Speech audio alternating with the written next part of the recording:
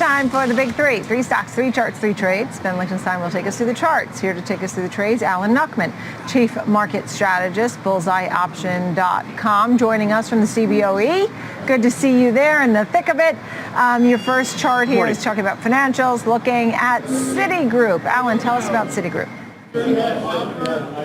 Well, before I start with this specific trade and our big three picks, I've got to have a little discussion here that I disagree with this assumption that everybody's throwing out there that things are so good right now that you have to wreck the economy and get everybody laid off, and then the markets will come back.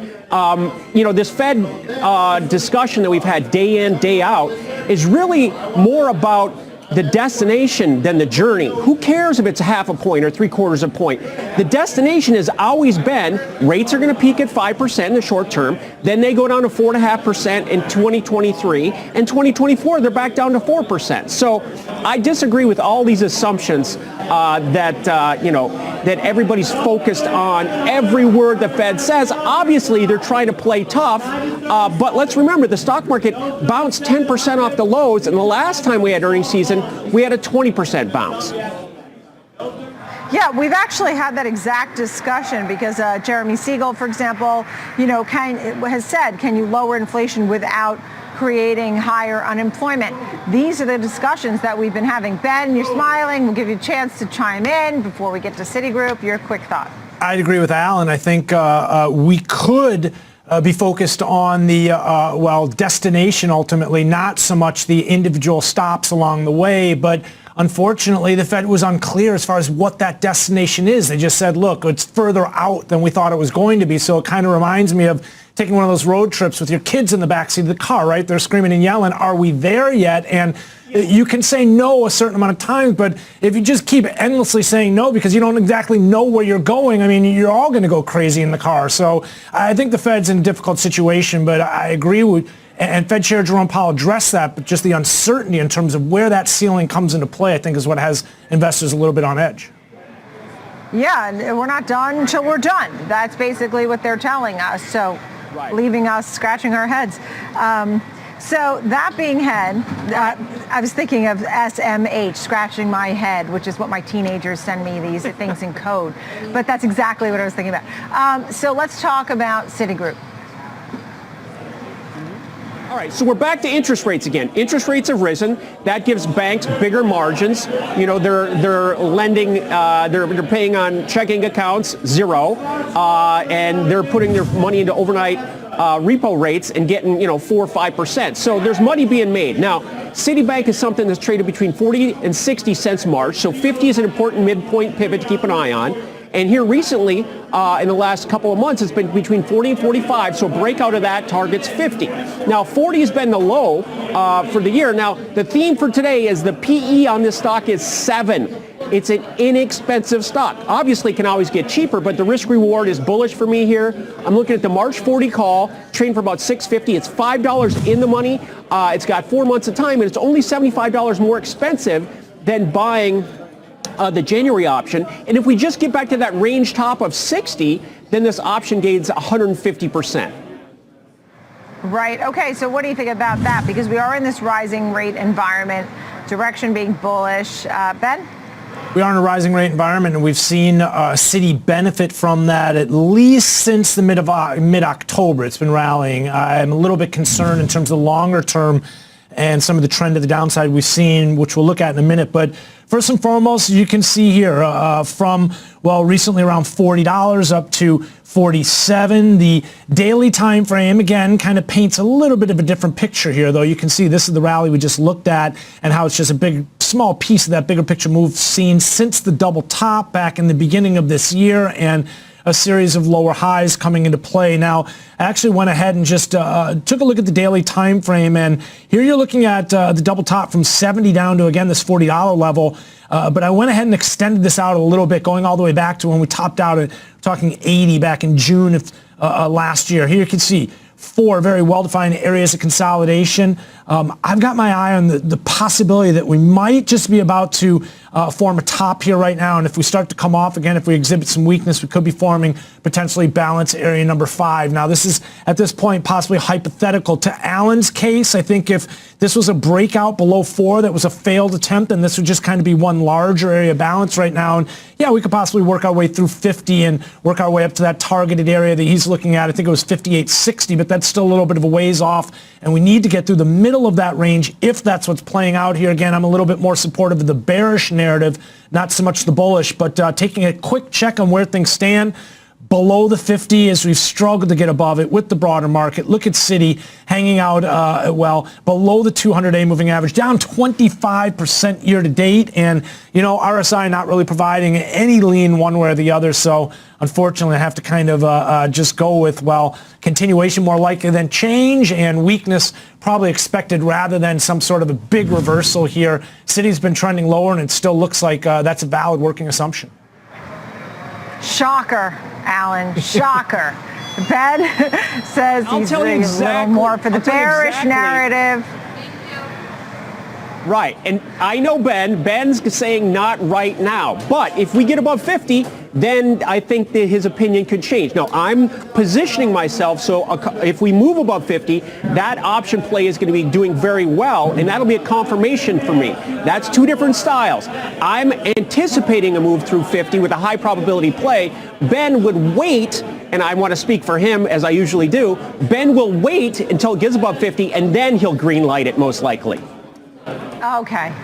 I know you have two more, one of which you said Ben may agree with, but how about Micron, Alan? Micron is something that Ben's not going to agree with. It's in a downtrend. This is a $100 stock in January. We're trading around 53 right now. It's been between 50 and 55 for 2 months, bottoming out between 50 and 60 for 5 months. A breakout of that range target 70. Again, the PE ratio is 7. Now, 48.50 is the low, so I'm looking at a 47.5 call for January here.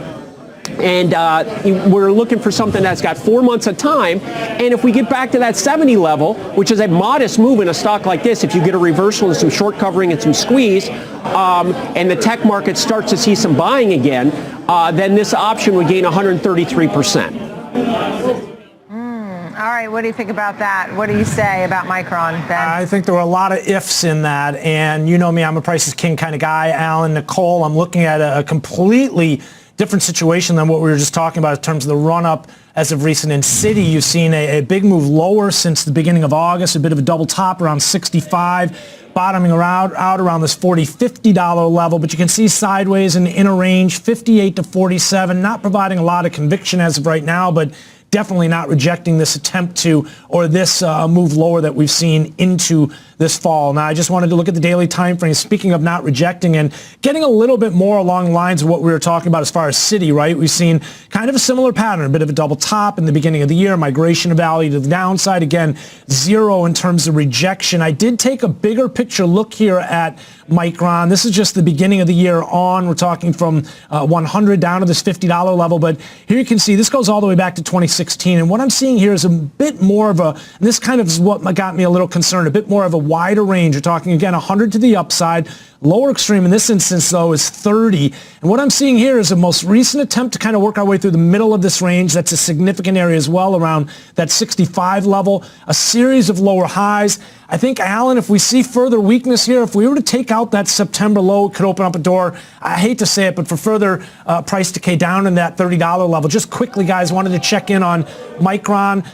Again, teetering and now below the 50-day moving average, nowhere near the 200, but you can see RSI not really providing a lean one way or the other. It just sort of feels to me like these stocks continue to drift lower, and there hasn't really been a change in terms of sentiment yet, or in terms of the bigger picture, aggressive stance towards inflation from the Fed. So what's going to turn this thing around? Yeah, I got to wait and see on what's going to turn that around. Okay, let's move on to the final one, and that is APA Corp. Alan, your thoughts there? All right, again, the theme today, the PE of this stock is 7. Now, I've run out of energy stocks, which has been the strongest sector, obviously, this year. I've run out of energy stocks on this show. We've talked about Schlumberger, Halliburton, NOV, MRO. We've talked, every potential opportunity, Oxy. So now this is digging deep. APA, which I think used to be Apache. This has been, in 2022, it's been trading between 30 and 50. So 50 is an important midpoint pivot, which is now a super support level down below. We're at 47.5. A breakout of this range targets 70, which is very, reasonable if you look at the overall scope of what's happening with these energy stocks. A January option of buying a little bit less time than the other two plays because I'm going deeper in the money. I'm looking at a January 40 call. It's trading for about 9. It's $7 in the money. It's got an 80 delta, 3 months of time. Let's see if we can get some movement in this overall trend. We've seen oil, stabilize and move higher, and all of those other stocks that I've mentioned have had big runs. This one not just yet, but it's cheap in comparison. In the sector itself, it still has a PE of only 11. So there's a lot of upside potential in this energy stock and energy sector. All right, maybe this one you might take a bite out of, Ben? Dan, he's right on this one, Nicole. Let's take a look, as Alan did point out, a big move up here in Apache and how it has been lagging some of its peers. So I did notice the move that we've seen from 31 up to 47. This is, again, off the September low. It's also part of the bigger picture move as you look at the the 4 hour in this instance, and the move we saw off the summer lows. You got a bit of a quadruple bottom down here now forming around this $30 level. There has been some support there. And just looking at this in terms of the range that we're currently trading in, here's the lower extreme, that 30, upper extreme 52. So that's the area that the bulls want to extend this one up into, and not only into but through, right? Form a new area consolidation, a higher level. But you can see the conviction here. And in this instance, look at what we were able to do through the $40 level. That's why I think potentially targeting that upper extreme right now, especially if we can see continued momentum to the upside. We know that there's significant demand for these energy products. I was looking at diesel today, taking off, not just today, I mean recently, and it's been strong relative to crude oil. So again, I see a pattern playing out here, trend environment to the upside, and this one, nothing to indicate that that's no longer valid. A range that's being established and trying to work our way towards the upper extreme of it. All right, any final thought, Alan, as we wrap this up? Thank you for that, Ben. Well, again, the theme today is these are all inexpensive stocks with very low single-digit PEs. I'm buying some time, and it's as much of the strategy as it is the individual stocks, but I like the risk reward, and I think what we need to see is where the next move obviously is the macro market. We've been trading between 3,600 and 3,800. That target's moved to 4,000 in the Dow. We saw, in the S&P, we saw what the Dow did in October, so let's see if the broad market can follow through as we continue to digest these interest rate, shenanigans. Shenanigans. I like it. Let's leave it there. Nice to see you both, gentlemen. Thank you very, very much. Always great to have a big three with you both. Alan Nuckman, Chief Market Strategist, BullseyeOption.com, and Ben Lichtenstein, always doing a great job on those charts. Thank you.